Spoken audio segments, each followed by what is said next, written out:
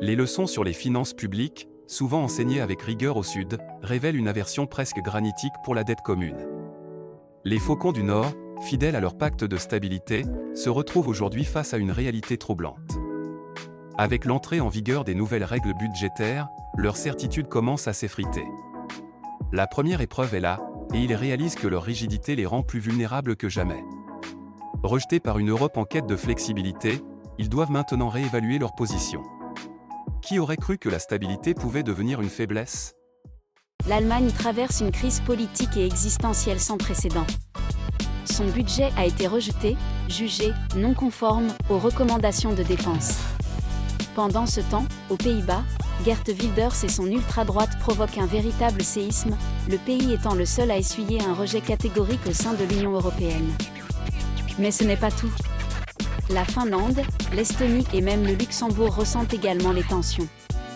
Ce climat d'incertitude soulève des questions cruciales sur l'avenir de l'Europe. Comment ces nations vont-elles naviguer dans cette tempête politique ?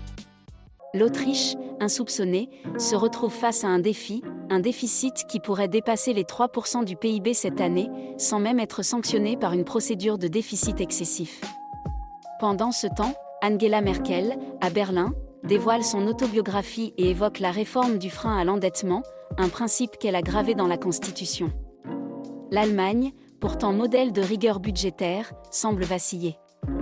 Le plan budgétaire, fruit de tensions au sein de la coalition des feux tricolores, ne respecte pas les objectifs européens.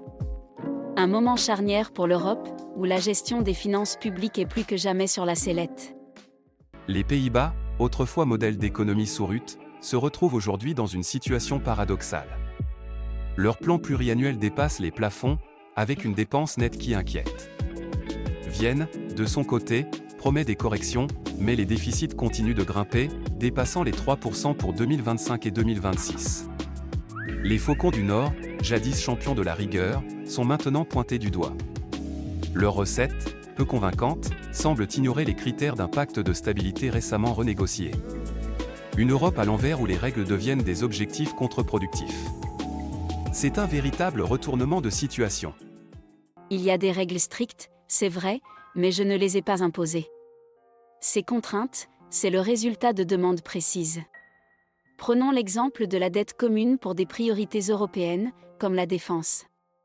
Paolo Gentiloni, le commissaire européen sortant à l'économie, en parle depuis des mois.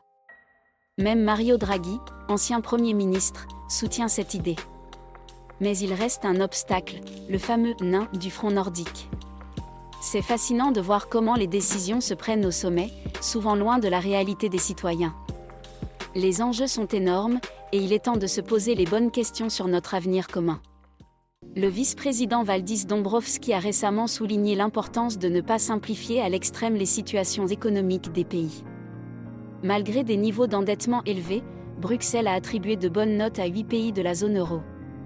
Ces nations, sous une surveillance stricte, montrent des signes encourageants dans leur lutte contre les déficits excessifs. Gentiloni a même noté qu'elles affichent une conscience accrue de la nécessité d'une discipline budgétaire. C'est un tournant prometteur qui pourrait redéfinir la stabilité économique en Europe.